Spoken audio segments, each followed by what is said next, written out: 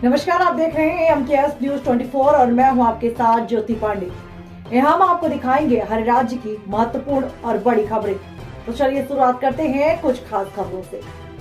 आपको बताते चलिए, भरथना क्षेत्र के अंतर्गत पिलखुना में भीम आर्मी एवं आजाद समाज पार्टी की एक बैठक हुई। इस मीटिंग में विधानसभा बूथ कमेटी गठित की गई। आजाद समाज पार्टी के यूथ विंग मंडल अध्यक्ष ने समाज को एकजुट होने की सलाह दी और आजाद समाज पार्टी के जिलाध्यक्ष माननीय जयप्रकाश गौतम ने भी सभी लोगों केतली पर वोट करने के लिए सलाह दी। भीम आर्मी जिलाध्यक्ष इटावा प्रशांत गौतम जी ने भीम आर्मी और पार्टी उपलब्धियों के बारे में बताया और एकजुट रहने को बताया। क्षेत्र के और गांव के सैकड़ों लोग मौजूद रहे। इस मीटिंग का आयोजन सुनील कुमार ठेकेदार ने किया। सुनील कुमार की रिपोर्ट। आई तो उस दौर में मैं भी भीम आर्मी को यहाँ लाने में कहीं ना कहीं 2-3 लोगों के साथ मेरी भी अहम भूमिका रही है। तो वर्तमान लगभग 17 से अभी तक मैं भीम आर्मी का कार्यकर्ता हूँ। एज ए कार्यकर्ता के रूप में कार्य कर रहा हूँ। तो अपनी बात शुरू करने से पहले सर्वप्रथम संपूर्ण विश्व में करुणा का संदेश देने वाले महात्मा गौतम बुद्ध जी के चरणों में कोटि कोटि नमन। समय समय पर सामाजिक परिवर्तन के लिए जिन्होंने अपना योगदान दिया उन सभी महापुरुषों को कोटि कोटि नमन। एवं नमन उन महापुरुषों को जिसमें मानवर साहब सहित जो एक फूलों की तरह बिखरे पड़े हुए समाज को, एक माला फूलों की तरह बिखरे पड़े हुए समाज को माला में पिरोने वाले हम सब के रहबर मानवर कांसीराम साहब जी के चरणों में कोटि कोटि नमन।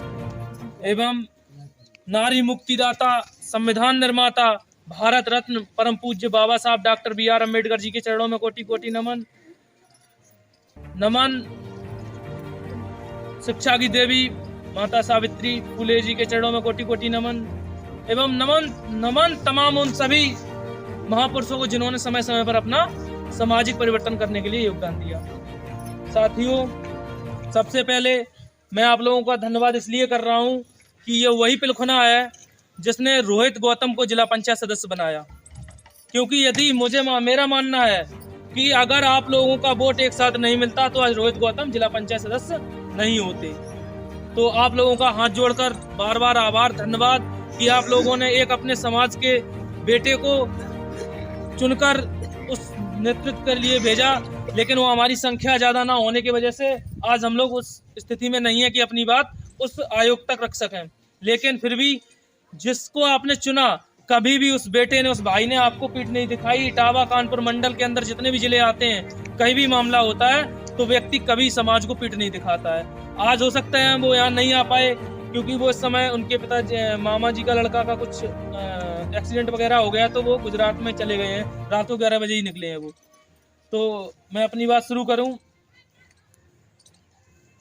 सर्वप्रथम कि हम लोगों को क्यों आखिर आज जरूरत पड़ी आपके बीच में आने की। मैं एक युवा हूं और मुझे नहीं लगता कि मेरी उम्र राजनीति करने की है। मेरी उम्र तो पढ़ने लिखने और जॉब, सरकारी गवर्नमेंट जॉब करने की है। भाई मैं भी चाहता तो अच्छा पढ़ लिख कर नौकरी सब कुछ कर सकता था। लेकिन क्यों मैं आज आपके बीच में आया?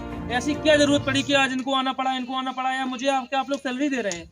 नहीं, मुझे लगा कि कहीं ना कहीं आज हमारा समाज उस स्थिति में नहीं है और कहीं ना कहीं उस आंदोलन से बहुत दूर जा चुका है जो आंदोलन हमारे महापुरुषों के द्वारा इस स्थिति तक लाके खड़ा किया गया था, जिससे हम लोग 4 बार मुख्यमंत्री बने।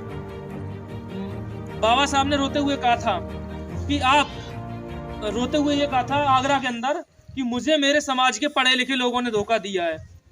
जानते हो क्यों कहा था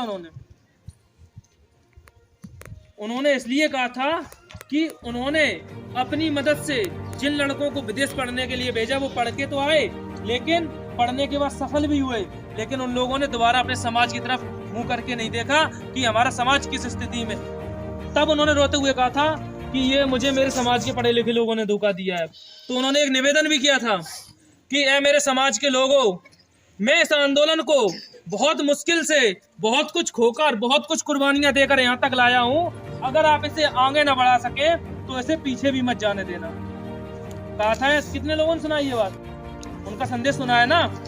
तो आज बताइए कि हम लोग क्या कर रहे हैं? क्या आज हम लोग अच्छा खा पी पा रहे हैं, अच्छे कपड़े पहन पा रहे हैं? तो कहीं ना कहीं हमारे महापुरुषों की देन है। आज से याद कर लीजिए, हमारी माता बहनों को कपड़े पहनने तक का अधिकार नहीं था जब मनुस्मृति लागू थी। आज हम लोग अपनी बात शान से रख रहे हैं, गाड़ियों से चल रहे हैं, बुलेट 4 व्हीलर इन सब से चल पा रहे हैं, तो ये किसकी देन है? ये हमारे संविधान की ताकत है कि आज हम तख्त पे बैठ पा रहे। नहीं, हमारे लोग तो चारपाई पर भी नहीं बैठ पाते थे। ज्यादा नहीं 100 साल पुराने रिकॉर्ड देख लो, जो पूर्वज होंगे बुजुर्ग वो बता दें कि हाँ क्या स्थिति होती थी समाज की। हम तो मान लीजिए एक अच्छी जिंदगी जी रहे हैं कि हमारे महापुरुषों ने त्याग किया, अपने बच्चों की 4-4 बच्चों को कुर्बानी दी हमारे बाबा साहब ने, तब आज हम इतना सब कुछ पहन पा रहे हैं, ओढ़ पा रहे हैं, अच्छा खा पा रहे हैं। आप लोग ऐसा क्या करके जा रहे हैं कि जो आपकी आने वाली पीढ़ियां हैं ये भी अच्छे से रहें, खाएं पिएं और इनके साथ कभी कोई गलत व्यवहार ना हो? कुछ करके जा रहे हैं आप लोग? आपने बच्चे पैदा करना है, एक जानवर भी बच्चे पैदा कर लेता है, फिर जानवर में और इंसान में, मनुष्य में क्या अंतर रह जाता है?